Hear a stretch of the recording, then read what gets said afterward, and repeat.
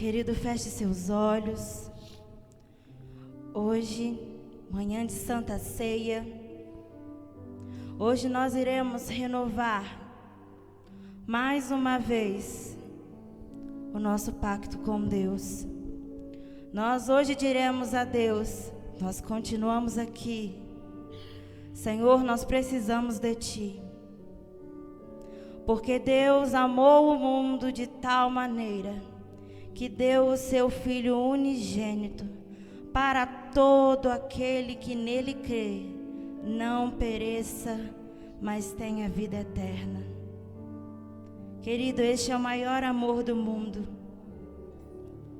E hoje nós iremos cantar Me Ama. Querido, cante com convicção, sabendo que esta é a mais pura verdade. Deus te amou, Ele te ama.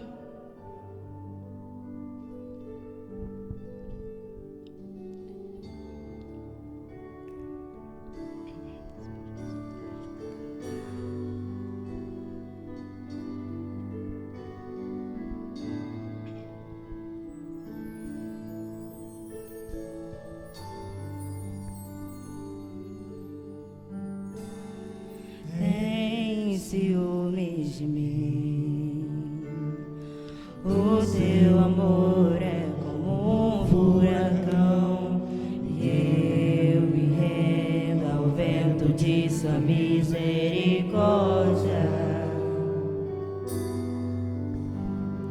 Então de repente não vejo mais minhas aflições, eu só vejo a glória. Percebo quão maravilhoso Ele é e o quanto que Ele me quer. Oh, Ele me amou. Oh, Ele me ama. Ele me amou.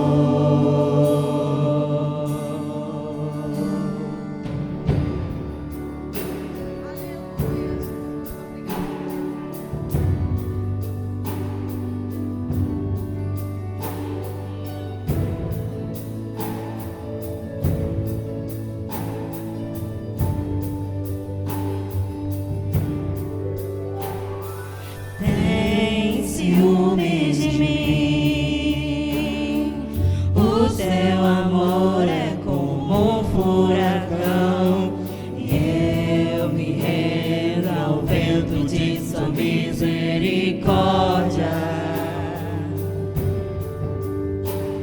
Então de repente não vejo mais minhas aflições, eu só vejo a glória. Percebo quão maravilhoso Ele é e o quanto que Ele me quer. Oh, Ele me amou. Oh, Ele me ama. Ele me amou.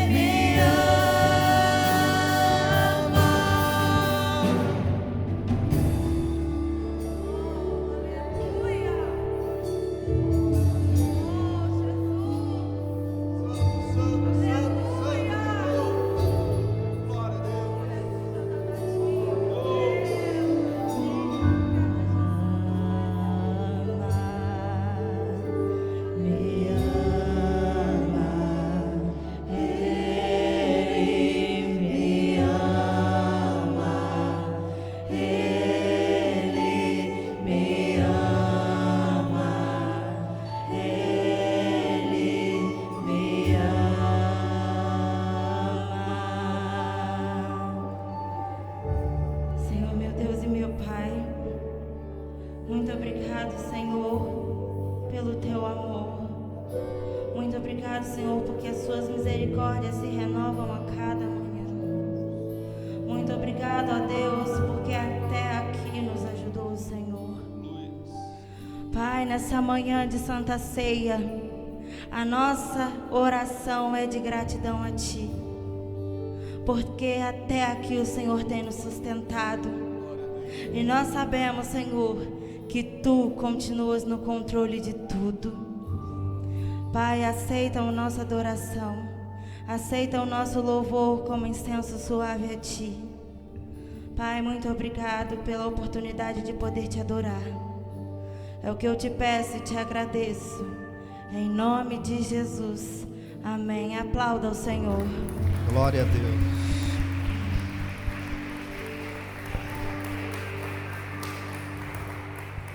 Glória a Deus. Glória a Deus. Queridos, podem assentar-se. Graças a Deus.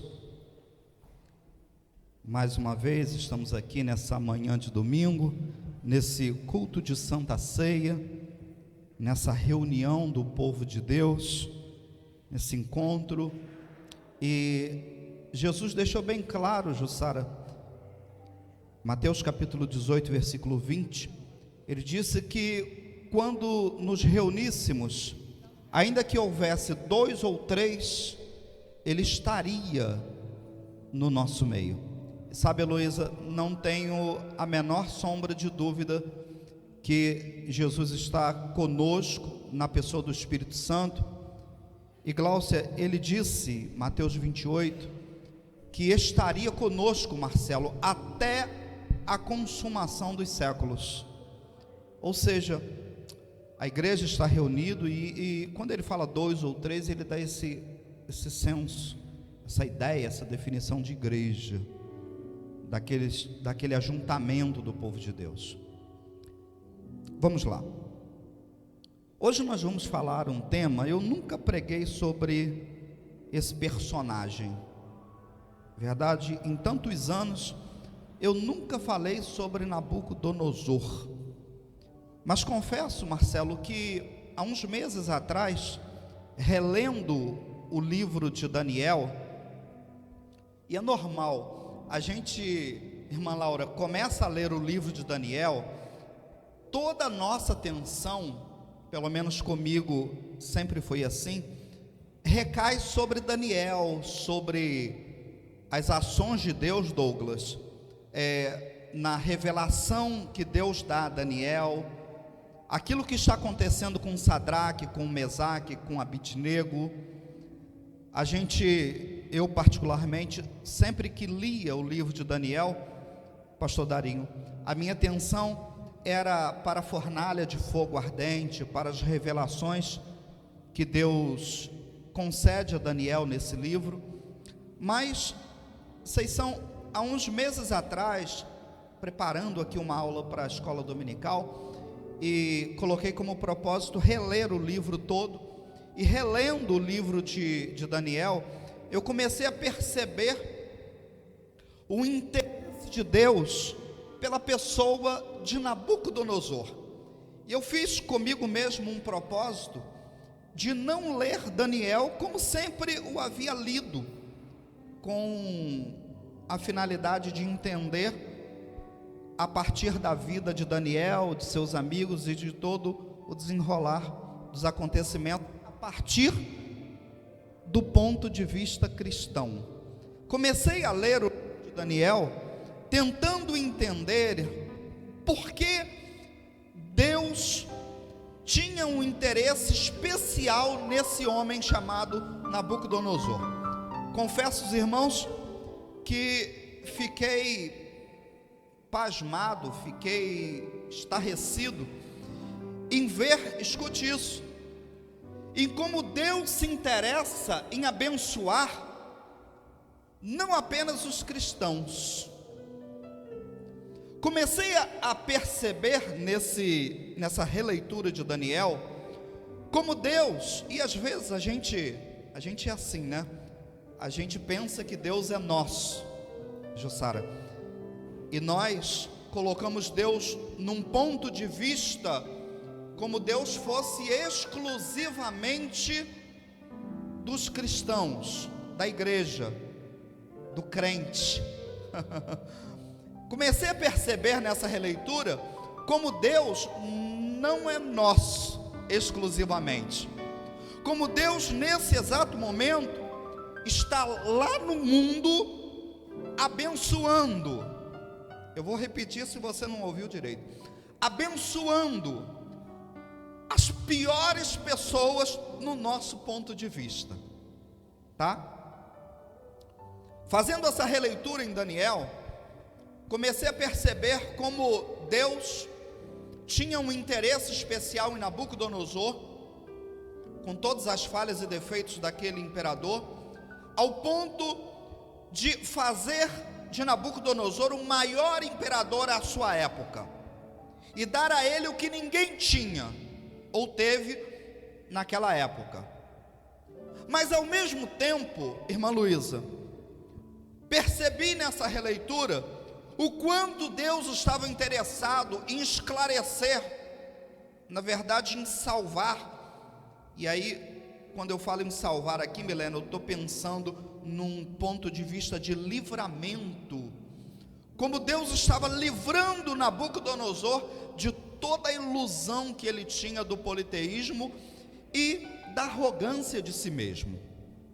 Pois bem, hoje nós vamos fazer essa releitura, vamos trazer uma mensagem. O tema dessa mensagem é Nabucodonosor. Vamos falar esse nome comigo? Vamos lá? Esse nome é enorme. Vamos no 3, 1, 2, 3. Nabucodonosor. Vamos de novo? 1, 2, 3.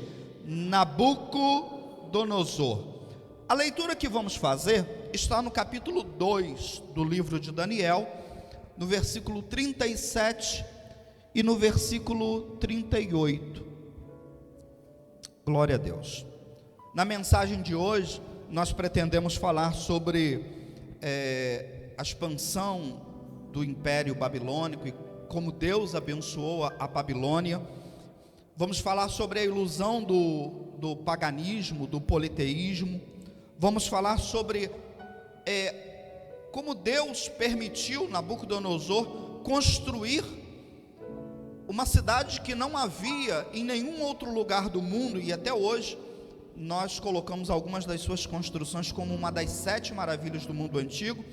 Vamos falar sobre a decadência moral da Babilônia e, por fim, vamos fechar a mensagem de hoje falando sobre a salvação de Nabucodonosor.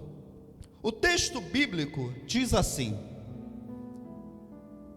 o Senhor, se referindo a Nabucodonosor, ó rei, que é rei de reis, a quem o Deus do céu conferiu o reino, o poder, a força e a glória, em cujas mãos foram entregues os filhos dos homens, onde quer que eles habitem, e os animais do campo e as aves do céu, para que dominasse sobre todos eles. O Senhor, ó rei, é a cabeça de ouro. Vamos ler novamente esses 2 textos bíblicos? Vamos reler? Tu, ó rei, rei de reis, a quem o Deus do céu conferiu o reino, o poder, a força e a glória, em cujas mãos foram entregues os filhos dos homens, onde quer que eles habitem, os animais do campo, as aves do céu, para que dominasse sobre todos eles. O Senhor, ó rei, é a cabeça de ouro. Feche os seus olhos por um minuto. Querido Deus, nós introduzimos essa palavra e pedimos que o Espírito Santo nos guie em tudo que precisamos entender nessa manhã. Que a sua palavra seja a palavra rema aos nossos corações, seja a palavra viva, aquecendo o nosso peito, aquecendo a nossa alma, ó Deus, e que entendamos aqui que o Senhor é o único Deus, que não há nenhum outro Deus além do Senhor, ó Deus, e que o Senhor é soberano sobre tudo e sobre todos, e que a nossa arrogância é nada diante do Senhor. Nós te entregamos tudo que vamos trazer à sua igreja, fazemos isso com humildade, com devoção a ti, e fazemos no nome do Senhor Jesus. Glória a Deus. Queridos, nós cristãos, quando falamos na Grande Babilônia, nós, Maurício, estigmatizamos a Babilônia, não é assim? Quando falamos na Babilônia, Marcelo, pensamos em tudo que é de ruim.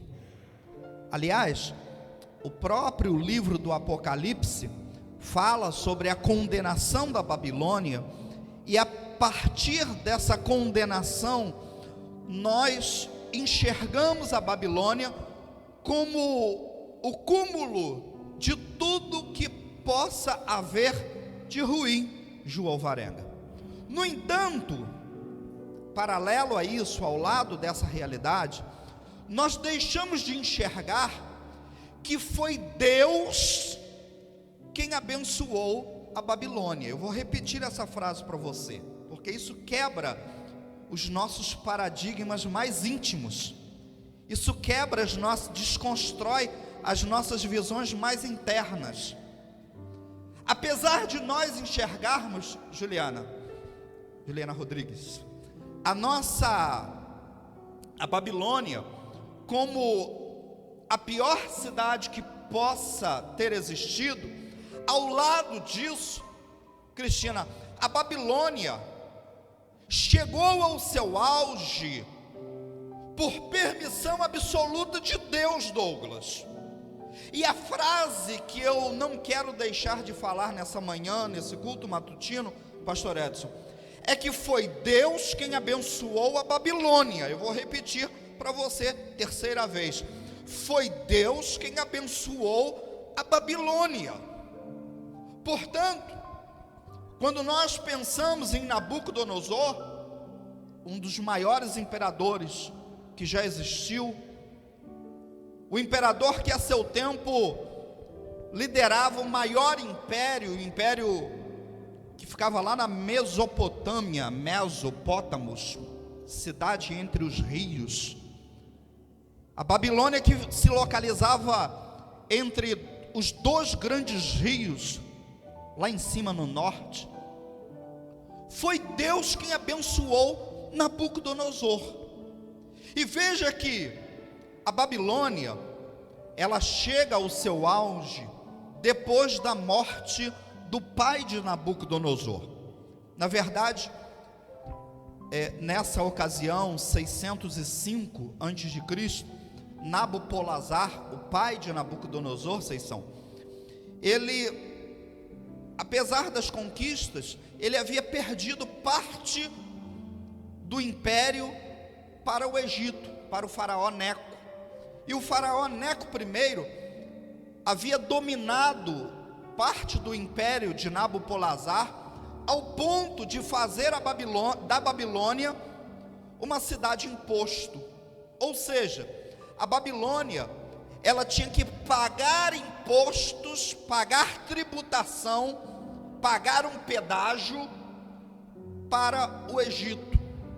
O faraó Neco havia invadido várias áreas do império de Nabopolassar, e agora a Babilônia se encontrava numa situação de subserviência, de submissão ao Egito. Mas após a morte de Nabopolassar, pai de Nabucodonosor, com 25 anos de idade, Sandra, era um rapaz, era um jovem, no auge da sua força, ele se une a alguns outros reinos, a Média, a Assíria, e desce para a famosa batalha de Carquemes. Essa batalha se deu em 605, Gláucia, e Nabucodonosor sai vitorioso. Nas palavras de Daniel, o próprio Deus, o nosso Deus, aquele a quem nós servimos, havia concedido essa vitória a Nabucodonosor.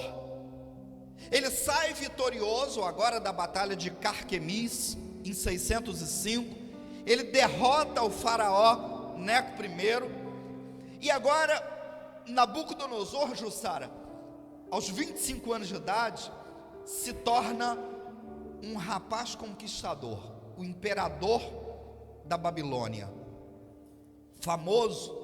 Ele começa, Marcelo, a construir.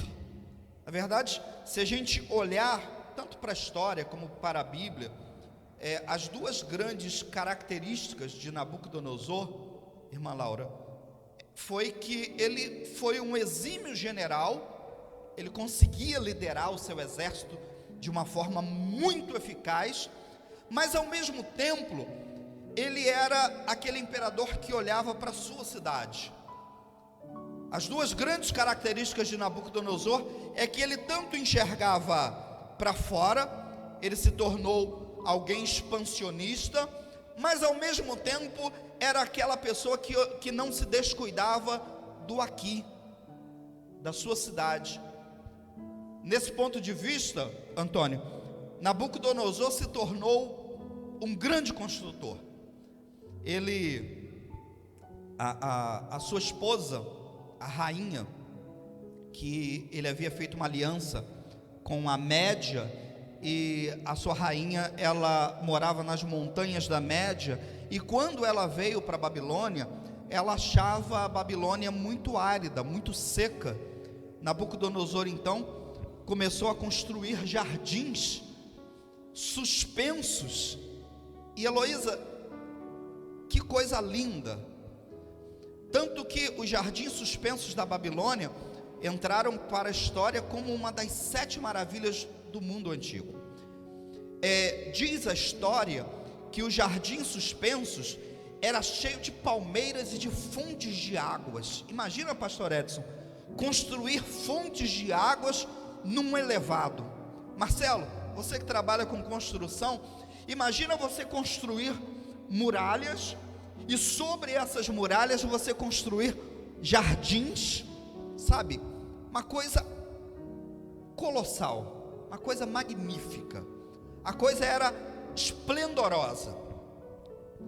A Babilônia, à sua época, com o imperador ambicioso, com o imperador expansionista, com Nabucodonosor, que era um grande construtor, passou a ter construções que nenhuma outra cidade à sua época tinha. Conta a história que a cidade da Babilônia, ela tinha portões magníficos, portões com uma altura esplendorosa. O palácio de Nabucodonosor tinha 4 pátios com vários apartamentos. Cada um desses apartamentos, Tiana, tinha uma suíte, e a sala do trono, onde ficava propriamente o imperador, era voltada para jardins internos, com fonte de águas, com palmeiras. A gente fica imaginando o esplendor, a grandiosidade que era a grande Babilônia. A arqueologia remonta que o palácio de Nabucodonosor era chamado de a maravilha da humanidade. Eles chamavam o palácio de o centro da terra, a residência brilhante, a morada da majestade. A arqueologia aponta que Nabucodonosor, ao construir a grande Babilônia, ele determinou que os tijolos azuis da Babilônia contivessem a inscrição: eu, Nabucodonosor, fiz isso.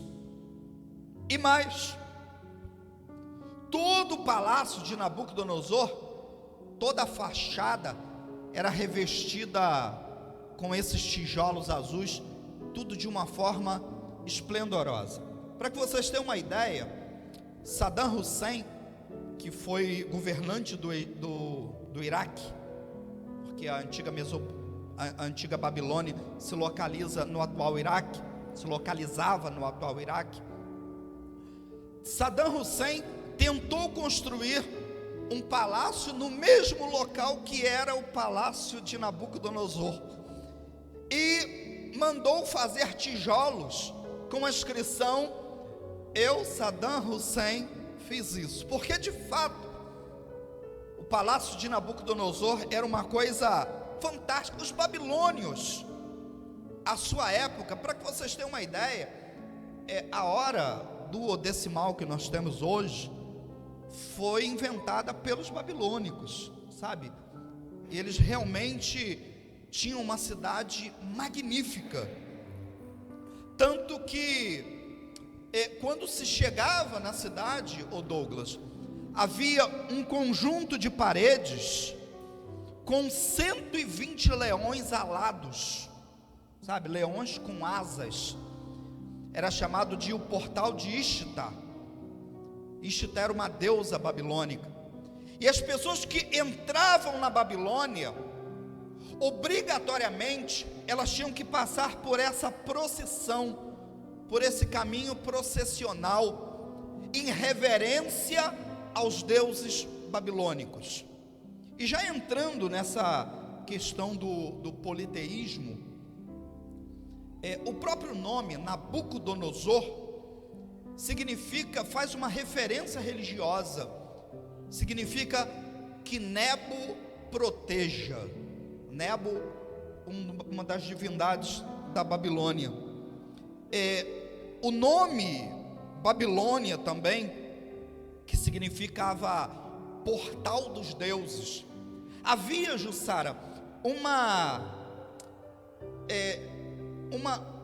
conjunto de política e religião, que eu quero dizer deixa eu refazer a frase, política e religião eram tão próximos que não havia distinção entre política e religião. Portanto, toda a administração de Nabucodonosor era uma administração religiosa, e a própria religião de Nabucodonosor era política. Vocês conseguem entender isso?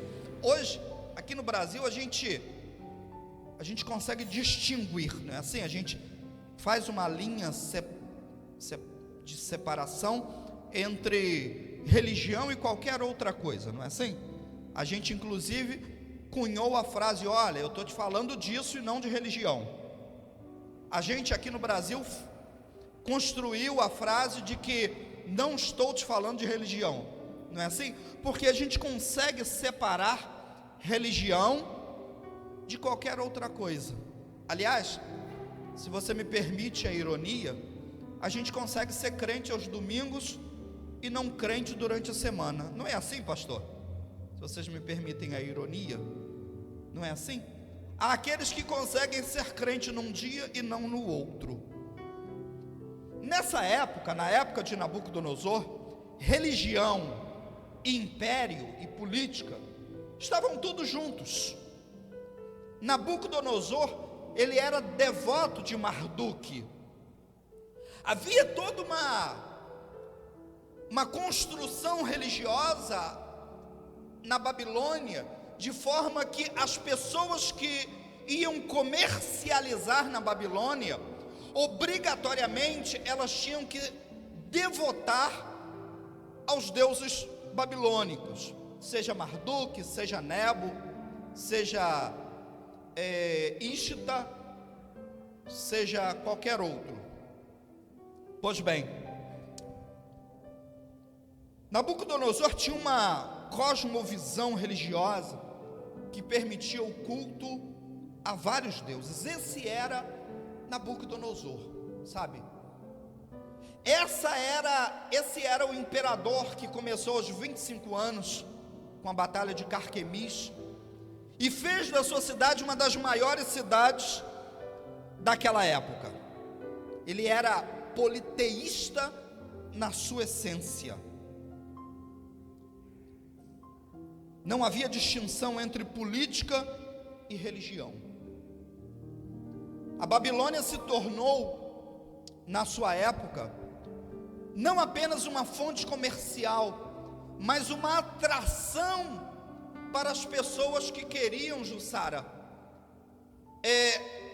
adorar outros deuses, tá? Eu estou construindo aqui um cenário, estou pintando um quadro, para que vocês entendam que a Babilônia, ela deixou de ser apenas uma cidade moderna, a mais moderna a seu tempo, Milena, e passou a ser aquela cidade que atraía visitantes do mundo inteiro para lá praticar a idolatria. O próprio Nabucodonosor, ele, com todo esse cunho religioso, com toda essa tendência religiosa, politeísta, ele adorava Marduk, mas também permitia, tanto que ele permitia o culto ao Deus do céu, de Daniel. Mas um ponto importante, e agora talvez a gente comece a entrar, pastor Edson, no cerne, no ponto central da nossa mensagem, porque tudo até agora foi periferia. Deus não deixou Nabucodonosor de lado. Apesar de Nabucodonosor ter se tornado uma pessoa ambiciosa, uma pessoa arrogante, um homem cruel, que entrava, matava, destruía, expansionista, e as expansões sempre aconteceram desse ponto de entrar e pilhar e matar. A colonização sempre aconteceu assim. Nabucodonosor, apesar de todos esses defeitos morais, pessoais, ele foi um homem abençoado por Deus.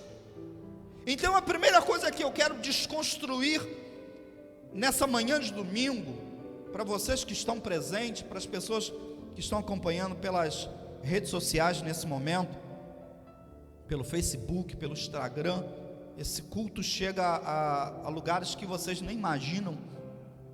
As pessoas mandam às vezes, vocês são inbox, mensagem, olha, ouvi a mensagem, e às vezes semanas depois de hoje. Isso é a maravilha das redes sociais. Deus estava abençoando alguém que do nosso ponto de vista não era abençoável, sabe? A primeira coisa que eu quero desconstruir nessa manhã de domingo, nesse culto matinal, nesse culto de Santa Ceia, é que Deus não é exclusivo nosso. Deus não é exclusivo da igreja. E se você pensa que Deus só está abençoando a sua e a minha vida, você está absolutamente enganado. Pelo contrário, Deus tem um interesse total nesse momento no mundo como Deus missionário. Deus está atuando nesse exato momento no mundo. E às vezes a gente pensa que Deus só age a partir da igreja. A gente precisa desconstruir isso. A gente precisa repensar isso. Que toda a ação de Deus só vai acontecer se eu fizer. Aliás, desculpe, eu ouço às vezes algumas coisas que dói o meu tímpano. Eu vejo algumas pessoas, principalmente em redes sociais, dizendo que Jesus só virá. Talvez você já tenha ouvido falar essa besteira teológica, que Jesus só virá depois que a igreja evangelizar o mundo. Meu querido, nessa releitura de Daniel, de Nabucodonosor, eu passo a entender que Deus está nesse exato momento evangelizando o mundo, independente de eu e você. Se você está entendendo isso, levante a sua mão e diga glória a Deus. Independente, Douglas, da igreja, por mais que isso soe heresia, porque a gente está muito acostumado a ouvir que Deus faz tudo a partir da igreja, e a gente começa a ler os textos bíblicos e perceber que nós apenas auxiliamos a Deus, cooperamos com o que Deus está fazendo. E lá em 605, Deus estava atuando na Babilônia. Deus estava atuando em Nabucodonosor. Deus estava abençoando esse rapaz que nós rotulamos como ímpio. Não é assim? Do ponto de vista cristão, Nabucodonosor era um ímpio. Mas, pastor Edson, a verdade indiscutível, inafastável, é que Deus estava abençoando esse rapaz. As coisas chegam a tal que o próprio, escute isso, olha para cá, acompanhe o raciocínio comigo. Gláucia, o próprio cativeiro babilônico, cativeiro de Israel, possibilitou o conhecimento do Deus do céu na Babilônia, porque a Babilônia adorava vários deuses. Mas quando chega Daniel, e não apenas, gente, eu não quero entrar nessa questão do cativeiro em si, porque eu já disse para vocês no início da mensagem que a Babilônia havia vencido o faraó Neco lá do Egito, e um dos grandes erros, pastor Edson, de Jeoaquim, rei de Jerusalém, foi ter se aliado ao faraó Neco. Ele se aliou politicamente ao faraó Neco contra a Babilônia, quando Deus já havia falado por Jeremias que haveria de entregar tudo nas mãos da Babilônia. E foi essa uma das principais causas de Nabucodonosor ter enviado o seu general Nabonido, se não me falha a memória, para invadir Israel. 10.000 judeus sobem para a Babilônia. 10.000 judeus são levados para a Babilônia. E no meio desses 10.000 judeus despatriados, biblicamente nós chamamos de cativos, lá está Daniel, Sadraque, Mesaque e Abidnego. E escute, olhe para cá, preste atenção nisso. Não existe tragédias para Deus, Marcelo, porque por pior que seja a situação, Deus está organizando tudo, pastor Edson, para fazer daquele fim uma bênção. Ele já tinha dito isso para Jeremias. A gente usa muito isso hoje, né? Jeremias 29:11. Quem lembra desse versículo? Vocês lembram desse versículo? Jeremias 29:11. Isso. Só eu bem sei. Exatamente. Planos não de mal, e sim de paz, para vos dar no fim o que esperais. Pastor, veja que o próprio Deus estava utilizando o cativeiro babilônico, a despatriação de 10.000 judeus para a Babilônia, para abençoar Nabucodonosor. Vocês conseguem alcançar isso? Porque quando os judeus, que eram exclusivistas, igual a gente acha que Deus é só nosso. Os judeus que achavam que Yahvé, que Jeová, eram só deles, não é assim? Deixa eu rasgar aqui o verbo, deixa eu escancarar isso aqui, Porque a gente acha que Deus não está com macumbeiro. Humberto, fala besteira não, Deus não está com macumbeiro não. Então você não conhece quem é Deus. A gente pensa que Deus não está com a prostituta. Essa é a desconstrução que eu venho trazer nesse culto matutino. A gente pensa que Deus não está com o assaltante, com o bandido.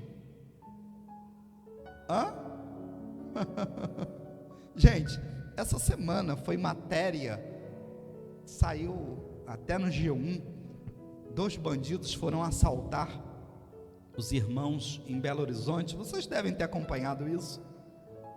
Um deles morreu, o outro ouviu o testemunho dele, se converteu ao evangelho, falou: meu Deus, eu quero ser. E quantas pessoas vão ser alcançadas por esse testemunho? Um morreu, mas como o outro bandido disse, no meio do caminho apareceu uma irmã e disse: se você fizer esse assalto, você vai morrer.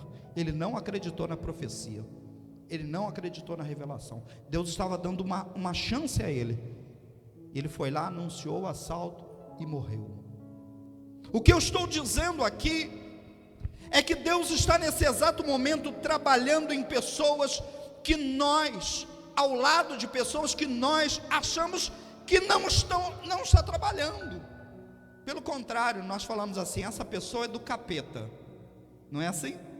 Nós falamos: Heloísa, fala sério, olha para fulano de tal é do diabo. E às vezes, querido, Deus está lá do lado dela, e Deus usa o cativeiro, a despatriação dos judeus, para levar o conhecimento de Deus para a Babilônia. Chega lá, pastor Edson, Nabucodonosor tem um sonho, e ele diz: olha, eu quero saber que sonho é esse. Eu quero saber o que eu sonhei. E se ninguém me falar, eu vou mandar Arioque, o chefe da guarda local. Arioque, mata todos os sábios, porque ninguém consegue me falar o que eu sonhei. O que Deus estava fazendo ali, aí vem Daniel, pede um tempo a Arioque, capítulo 2, e traz toda a interpretação. Deus estava mostrando para Nabucodonosor os demais reinos. Sabe, Ju, será que nessa manhã de domingo nós conseguimos alcançar e perceber que Deus estava falando com alguém que nós achamos que seria indigno de Deus falar? Essa é a mensagem, Nabucodonosor. Quando chega mais à frente, Milena, o episódio, capítulo 3, o episódio da fornalha de fogo ardente, ainda que isso seja uma redundância, só para dizer que a fornalha era superaquecida. Quando Nabucodonosor enxerga dentro da fornalha superaquecida, a fornalha de fogo ardente, 4 pessoas, quando ele havia lançado 3, o que Deus estava fazendo com isso, pastor Darinho? Estava mostrando para Nabucodonosor que havia um Deus muito maior, um Deus com D maiúsculo. Eu vou repetir isso, olhe para cá, please look me. O que Deus estava mostrando a Nabucodonosor é que todos os deuses babilônicos eram deuses com D minúsculo, que Nabo, que Marduk, que Ishna, que Evil Merodach, eram deuses da sua própria ilusão, deuses com D minúsculo. Todas essas experiências de Nabucodonosor, Deus estava ao lado dele, mostrando para ele que havia um Deus no céu, um Deus com D maiúsculo. Deus estava arrancando Nabucodonosor da ilusão do paganismo, da ilusão da idolatria. Deus estava mostrando, Deus do céu estava mostrando a Nabucodonosor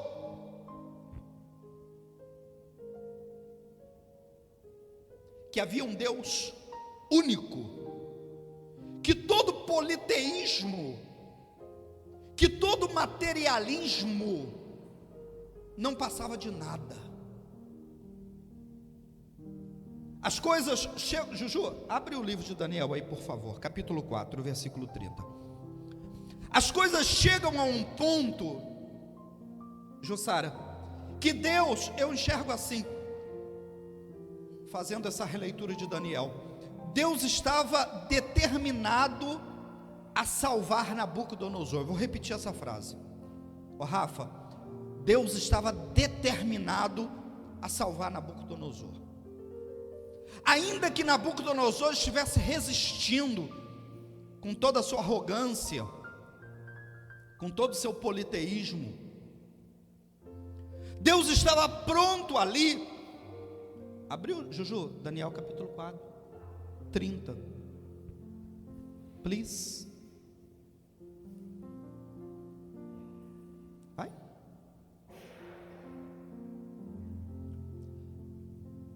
Olha o ponto que chega.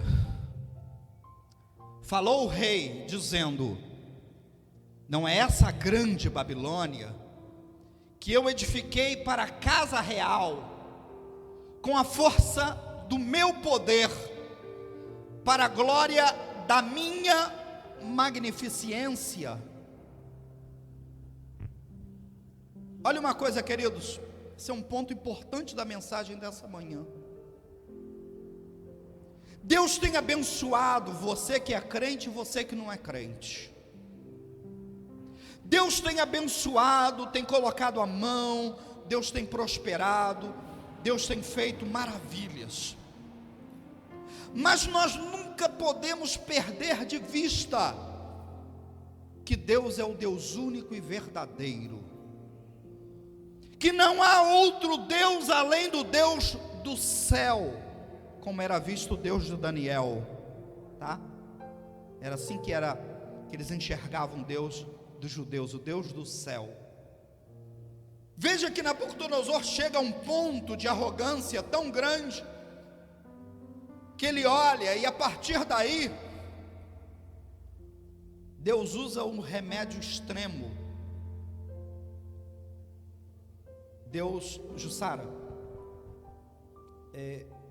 cai uma loucura em Nabucodonosor, ele tem um surto paranoico, e ele começa a andar de 4 patas.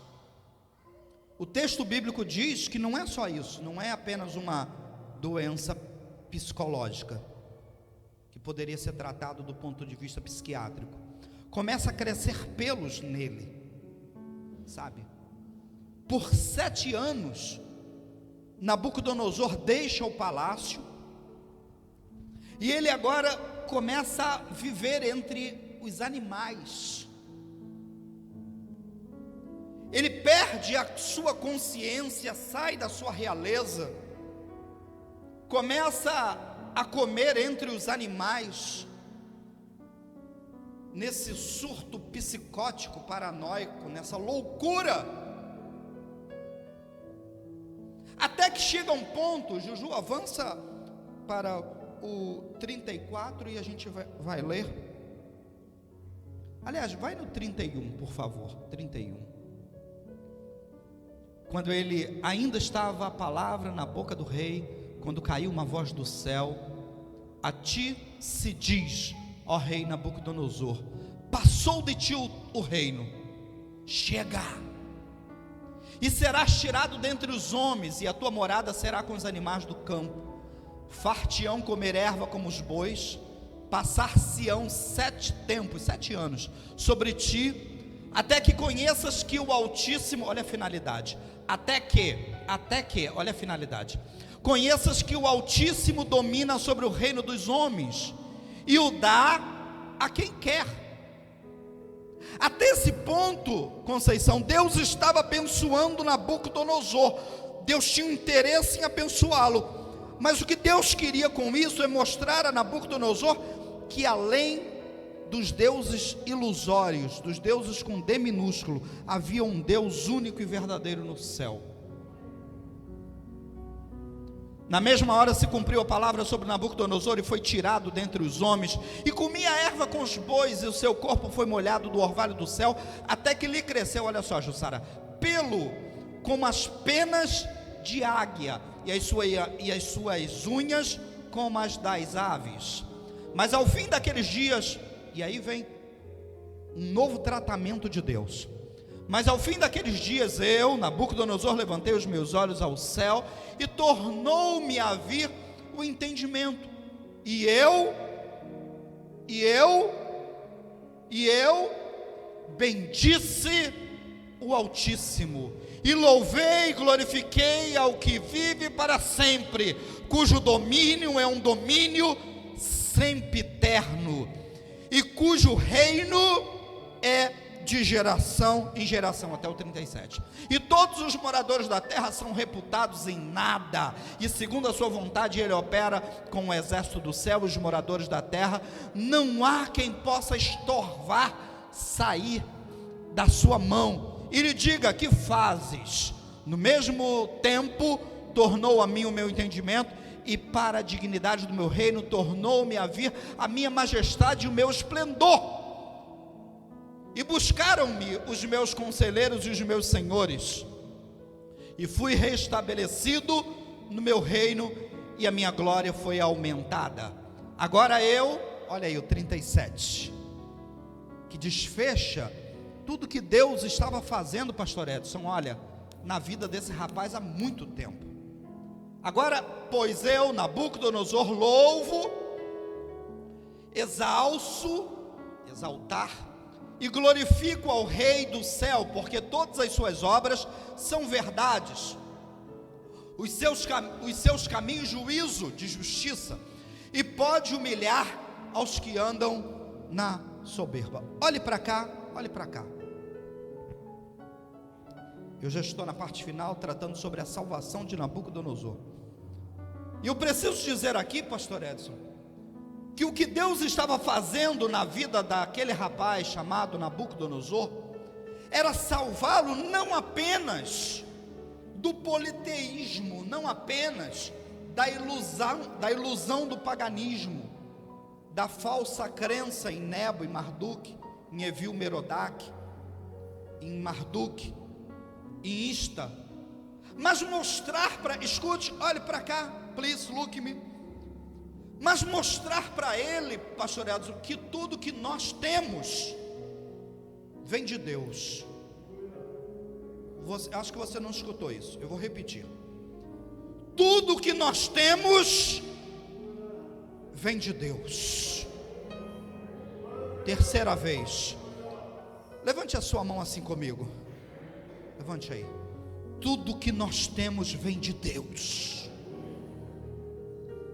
Que a nossa arrogância, que a nossa prepotência, que a nossa altivez em passar por cima do próximo e humilhar o outro, são falhas de caráter,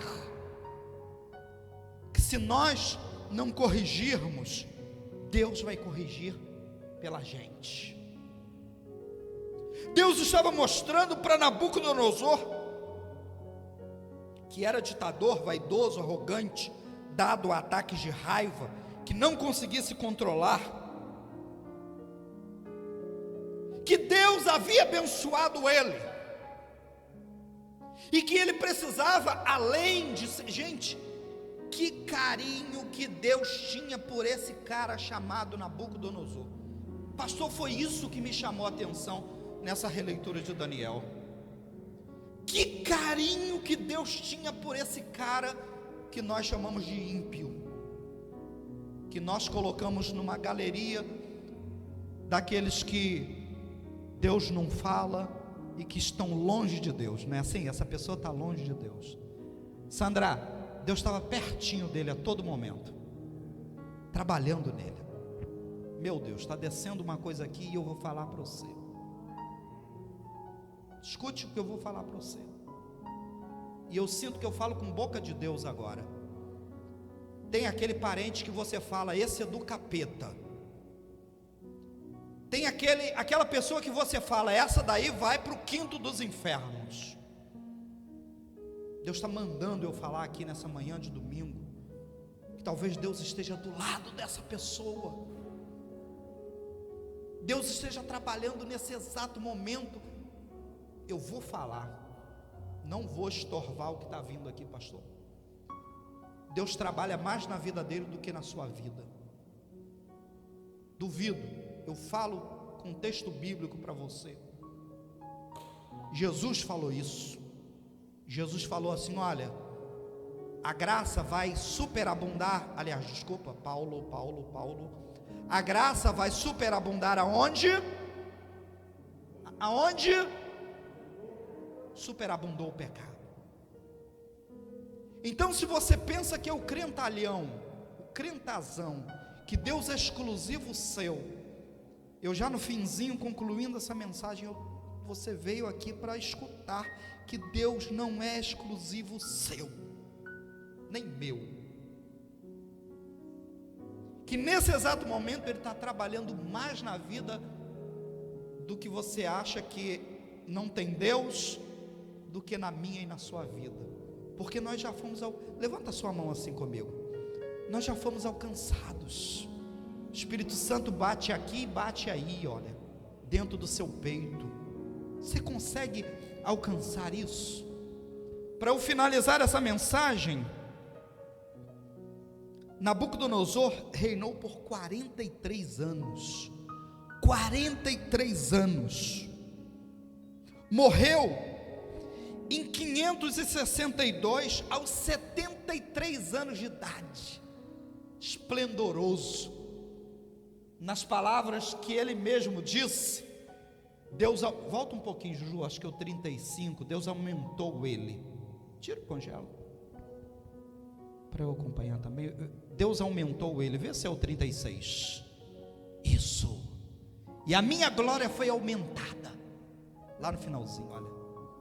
Glaucia, Deus colocou ele lá no alto. E aí você vai falar assim: Humberto, foi por todo mundo, não foi não, Marcelo. Depois dele, Nabonido, se não me falha a memória, Nabonido foi imperador. Só para vocês terem uma ideia, em 7 anos passaram vários imperadores, até que 7 anos depois o império Medo-Persa dominou a Babilônia, e a Babilônia nunca mais foi a mesma. Nunca mais. Nunca mais. Eu quero te convidar a estar de pés agora. Fique de pés agora, por favor. A conclusão dessa mensagem diz que Deus abençoou Nabucodonosor e ficou ao lado dele até livrá-lo do politeísmo e da arrogância. Feche os seus olhos. Meu Deus, que desconstrução. A minha desconstrução. Quantos paradigmas eu quebrei relendo Daniel dessa forma.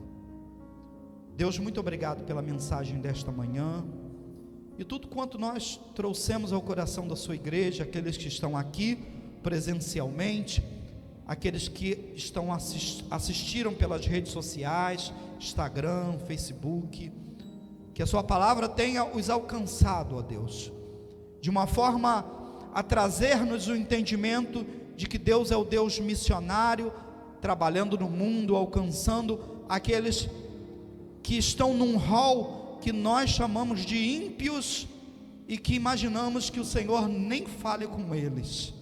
Senhor, muito obrigado, Senhor. O Senhor está trabalhando e nos livrando de nós mesmos. Te agradecemos no nome de Jesus. Amém. Glória a Deus. Pode aplaudir o Senhor.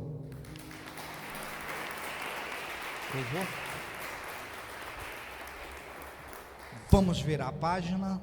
Vamos para o ato da Santa Ceia. Eu quero pedir a equipe de louvor, vai fazer o louvor e logo depois eu já faço a leitura para a gente dinamizar a Santa Ceia. Vamos louvar.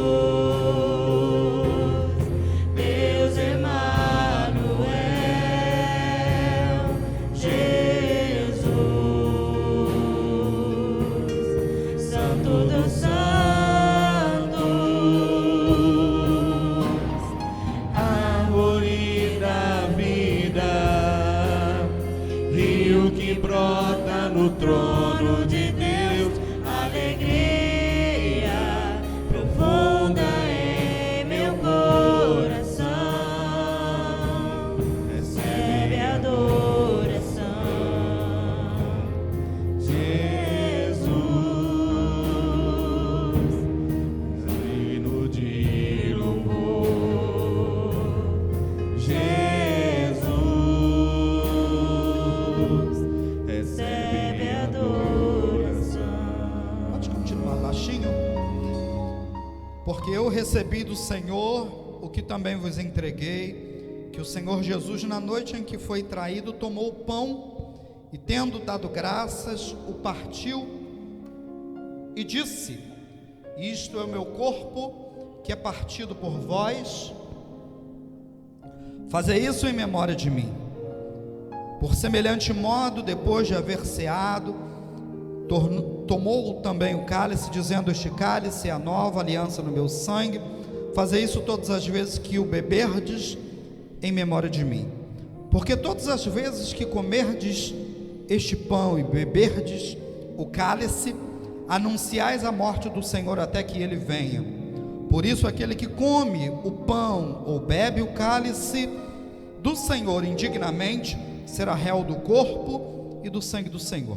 Examine-se, pois, o homem a si mesmo, e assim coma o pão e beba do cálice. Pois quem come e bebe sem discernir o corpo, come e bebe juízo para si. Eis a razão porque há entre vós muitos fracos, doentes, e não poucos que dormem. Queridos, vamos consagrar, vamos dedicar esses elementos a Deus. Senhor, nós nesse momento, no ato da Santa Ceia, nós dedicamos o pão, o cálice ao Senhor, ó Pai, e fazemos desses elementos representativos do seu corpo e do seu sangue, ó Pai. Fazemos isso agora como ato da ceia do Senhor. Ó Deus, celebramos, ó Deus, a sua morte, a sua ressurreição, Pai, nos lembrando que os nossos pecados foram perdoados, Senhor, que os nossos pecados foram apagados na cruz do Calvário, Senhor. Muito obrigado, Senhor. Nós te agradecemos no nome de Jesus. Glória a Deus. Todos receberam.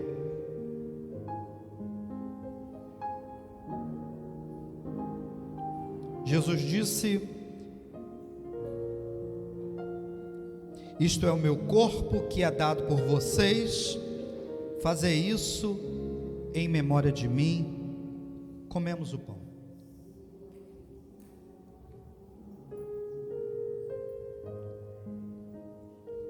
Obrigado, Jesus.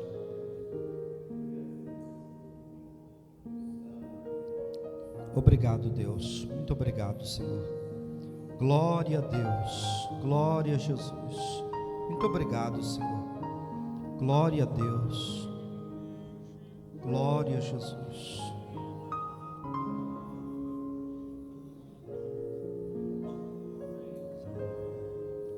Este cálice é a nova aliança no meu sangue. Fazei isto todas as vezes que o beberdes, em memória de mim. Tomemos o cálice do Senhor. Glória a Deus. Glória a Jesus. Obrigado, Senhor. Muito obrigado a Deus pela salvação, pelo perdão dos pecados. Muito obrigado por participarmos do corpo de Cristo, como igreja do Senhor Jesus. Muito obrigado, Senhor. Nós te damos graça nessa manhã, te louvamos, ó Deus, te engrandecemos, Senhor. Ainda que o Senhor seja absoluto, nós reconhecemos a sua soberania, a sua grandiosidade. Glória a Deus. Glória a Jesus. Queridos, queremos chamar, o Antônio já está aqui, todos participaram. Vamos orar agora, fechando esse ato da ceia. Deus, te agradecemos pelo ato da Santa Ceia. Muito obrigado, Senhor. Obrigado por estarmos no corpo de Cristo, por pertencermos à igreja do Senhor Jesus. Nós te agradecemos e o fazemos no nome poderoso do Senhor Jesus. Amém. Glória a Deus. Vamos terminar esta reunião. Vamos agradecer a Deus. Feche os seus olhos. Deus, obrigado por essa manhã de domingo, Senhor. Obrigado por tudo quanto fizemos aqui nessa manhã de domingo. E viemos aqui voluntariamente para renovar os nossos pactos e compromissos com o Senhor. Obrigado pela ceia. Obrigado, Senhor, que o nosso restante de domingo seja abençoado. Leva-nos na sua paz. Pedimos isso no nome do Senhor Jesus. Levante as suas mãos. Que o amor de Deus Pai, que a graça do nosso Senhor Jesus, que as consolações do Espírito Santo sejam com a sua vida. Digamos amém. Está terminado em nome do Senhor Jesus.